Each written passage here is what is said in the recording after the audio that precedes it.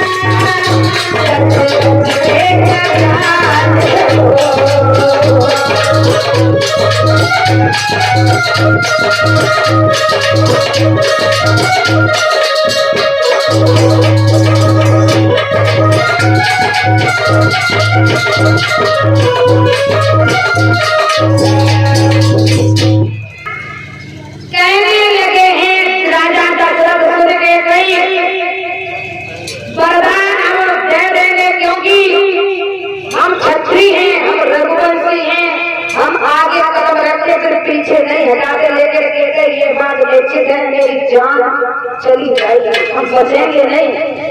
फिर भी उस औरत ने ये नहीं कहा कि प्रभु रहने दो, बर्दाश्त मत दो, हमें तुम्हारे प्राणों की जरूरत है।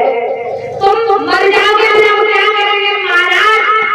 किसी ने हमसे पूछा कि बेटा इस दुनिया में कौन अपना है, तो मैंने भी हंसकर जवाब दिया कि प्रभु भैया जब समय अच्छा है तो सब अपने हैं, जब समय खराब है तो सगी माँ भी धोखा दे जाती है। अब कहा कि सगी माँ धोखा कैसे दे जाती है? माँ तो माँ होती है, लेकिन दादा पांचों उंगलियां एक नहीं होती हैं। वो भी माँ है जो छोटे छोटे बच्चों को स्टेशन पर छोड़ के किसी और के साथ चली जाती है। माँ तो वो है जन्म तो भाव ने रवा बच्चों को, वो भी तो माँ कहलाई। सिर्फ माँ तो माँ होती है, लेकिन दादा पांचों उंगलियां एक नहीं होती है। वो भी एक माँ है छोटे से बच्चे को स्टेशन छोड़ के और दूसरे के साथ मौज-मस्ती के लिए चली जाती है। पांचों उंगलियां एक नहीं है दादा, ये कलयुग चल रहा है। देख भाई को सोच समझ के चलने की बात है। ये कलयुग एक देता तो आपको नहीं है महाराज, तो हर किसी भी आंख बंद करके भरोसा नहीं करना चाहिए। आज के जमाने में जब समय खराब आता तो सभी नारी भी धोखा दे जाती है, तराई तो तराई है। तो दादा कहने लगे हम तुझे ये वरदान देते हैं।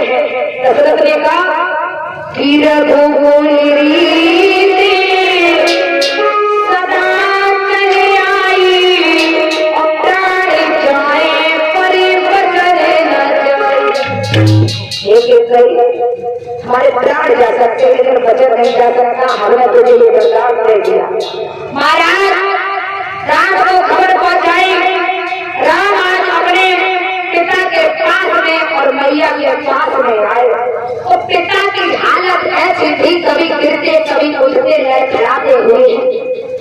आज मचलते फिर गई है कमरे के अंदर, लेकिन एक भी बार ये नहीं था कि हम ये वरदान नहीं देंगे। महाराज आज दशरथ के सामने राम आए। जब मूर्छित होकर दशरथ पर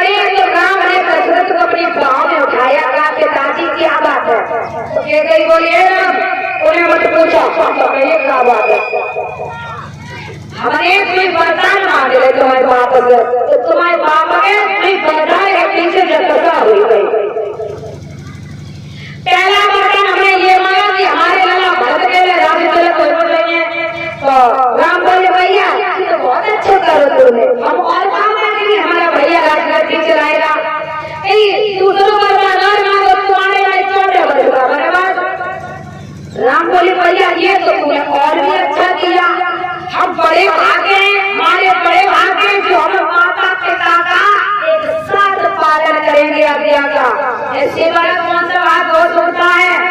महाराज कहा जाता है आज बोले राम अपनी मैया के कई गया और सुना माँ तो सुने बड़े बड़े भागी जो बात बचने अनुरागी। सुनो मात पे तो वही बड़े भागी जो मात बचने अनुरागी। आज महाराज राम कौशल्या के पास पहुंचे और कौशल्या से कहा कि माँ मैं वनवास को जा रहा हूँ। राम कहने लगे मैया हम वनवास को जा रहे हैं। कौशल्या ने कह लगा तुम्हें भेजा किसने है कि केकई ने।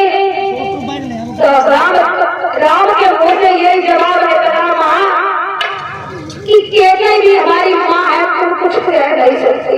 महाराज लोग बातें करते यहाँ पर ये दृष्टांत मिलता है अगर केकई की जगह में कौशल्या होती तो लगा तो वनवास आने देती।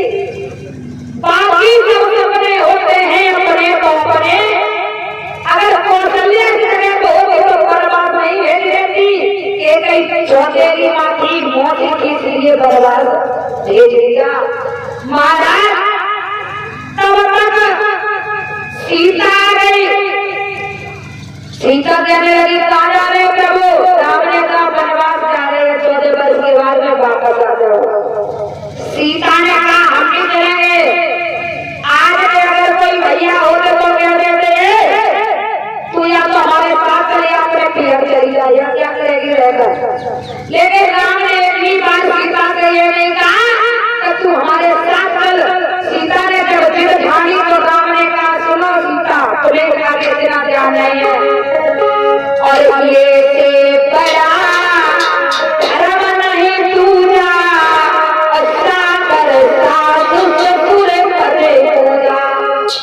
तुम महलों में रहो और सास ससुर की सेवा करना हम 14 वर्ष बाद वापस आ जाएंगे।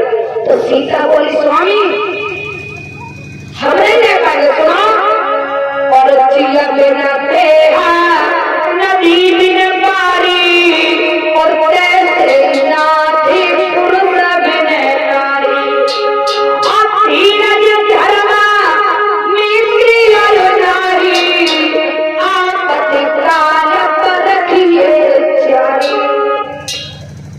धीरज धर्म में सुख दुख में नारी ही साथ देती है। या मैंने मान ली तुम्हारी बात हम सास ससुर की पूजा करें हम करते पूजा लेकिन तुम कहीं अच्छे स्थान में जाते तो हम महलों में रह सकते थे।